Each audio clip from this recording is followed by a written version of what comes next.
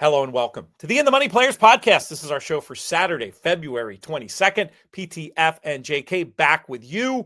I'm in the Brooklyn bunker. He's in the belly of the beast. And we are on the In the Money Players podcast audio feed, which you can get wherever you get your podcasts. And also on the YouTube channel. We encourage you to subscribe to the YouTube channel. Click that notification bell and join us in the comments. We're giving you our opinions. We want to hear yours. Who do you think is going to win all these races we're talking about on this Saturday, February 22nd card? But let's start with a little reset, JK. How are you doing? Last time we talked to you, you were headed to Broadway.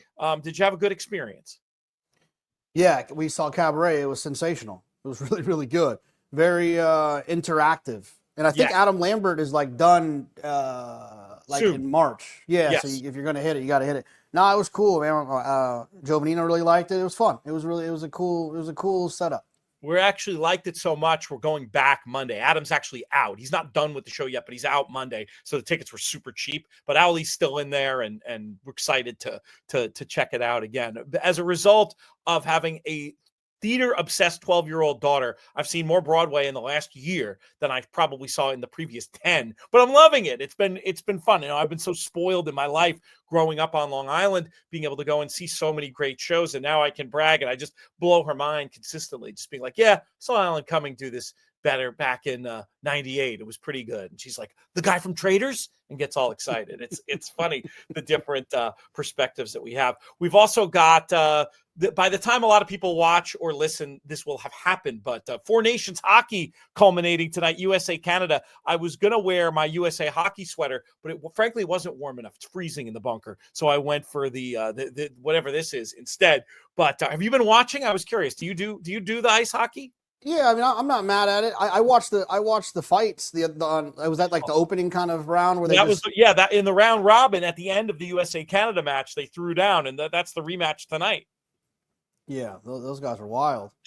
But no, you know what? I mean, yeah, I'd probably pop it on for a second tonight. It should be fun. It should be some good. It should be some top-notch hockey, best on best.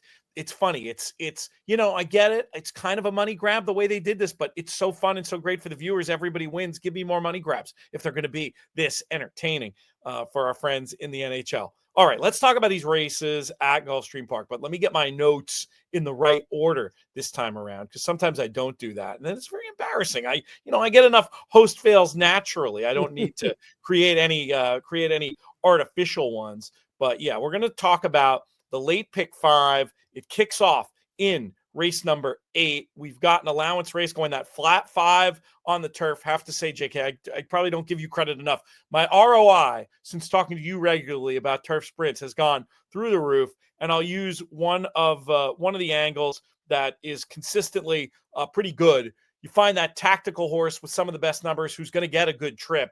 I think it could be number 8, Street Rod. This horse, I think, will get the right trip in behind the speed. And I thought the last race might have been a little bit better than it looked. The pace line getting faster through the race against the flow. This horse has had course and distance success. I like Street Rod. Then again, there's always the go for the one you think is just going to be the best speed angle. Maybe that's number 9, Esperon. I think will be the best speed. Has a perfect draw outside, so the rider can make a informed decision based on how the other riders play their hands. And then I did think that it was at least worth mentioning the 5, Test Factor, among the best numbers. 8, 9, and 5 for me to kick things off. Tell me what you like in race number 8 at Gulfstream on Saturday. Yeah, I only needed 2. You're right. I mean, I'm always looking for the speed in these turf sprints, especially the 5 furlong ones. 5.5 at Saratoga, you could be a little bit more flexible in terms of what the type of horse you look for. 6 furlongs, obviously, wherever those show up, you can treat those a little bit more true, but especially the flat 5.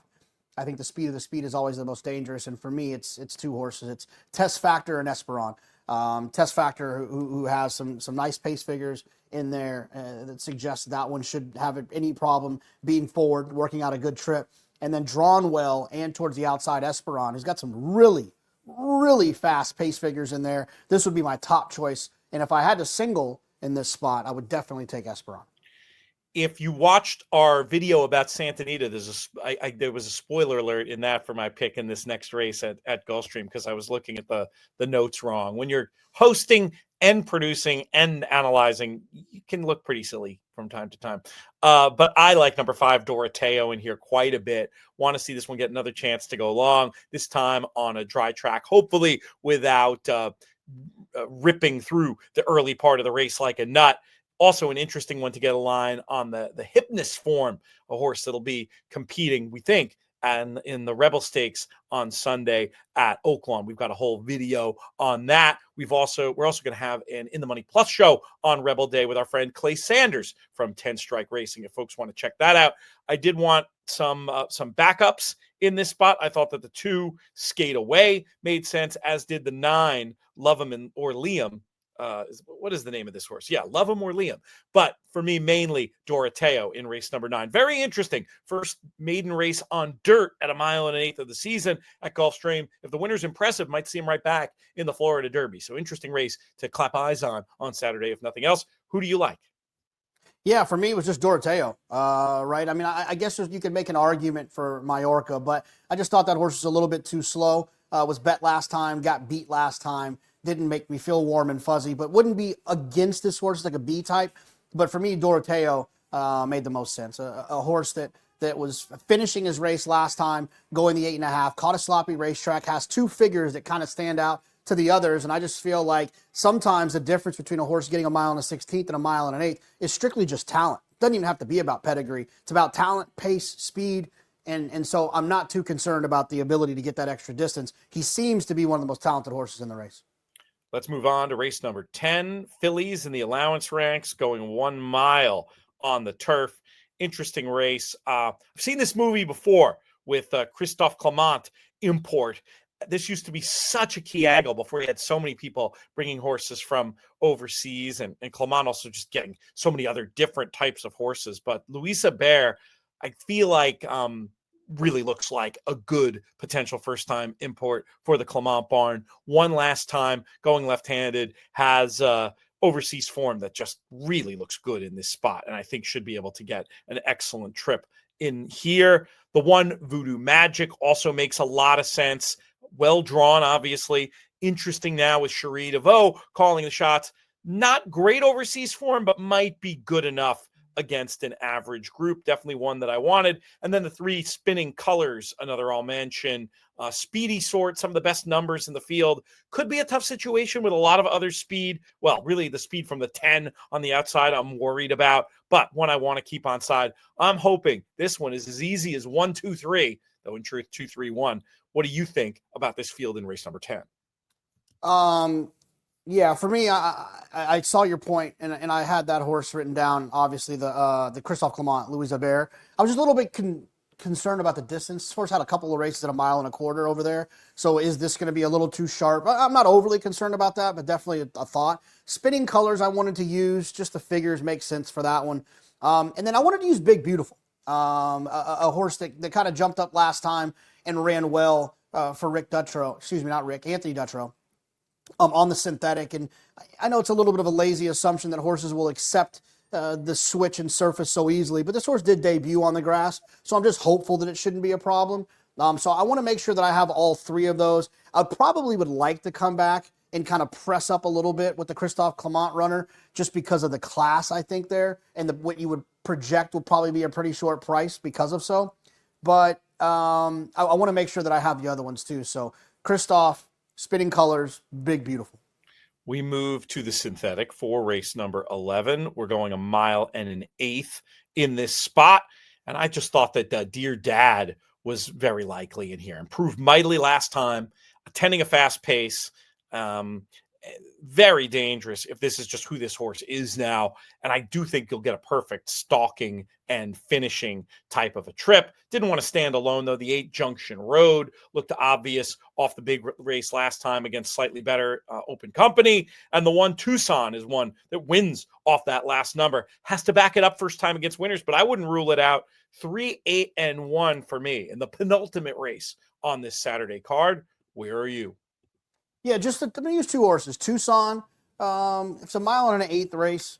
You know, it's on the synthetic, but look, it's 1.125 mile race. You got to trust in Todd Pletcher and the fact that his horses are fit and can usually excel at some of those longer distances while others don't. So I want to make sure I have Tucson. And then Dear Dad was the other one for me, who ran that fast number last time on the synthetic for Mark Casse. And Mark Casse obviously knows his way around synthetic with his successes that he's had up at Woodbine. So those are the only two for me.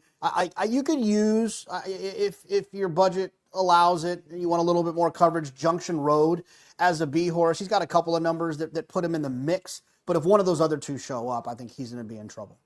I hear where you're going with that. We're in lockstep there in race number 11. And that's a good point. When you're talking in the previous race, when we were talking about mile and an eighth and what gets horses to do it, I think trainer is a big factor. For whatever reason, for some trainers, some horses, that 16th, between a mile and a 16th and a mile and an eighth, plays like a lot longer than a 16th of a mile. But certain trainers who are just known for getting the most in terms of stamina out of their runners, you can rely on a little bit more. And Pletcher certainly belongs in that number.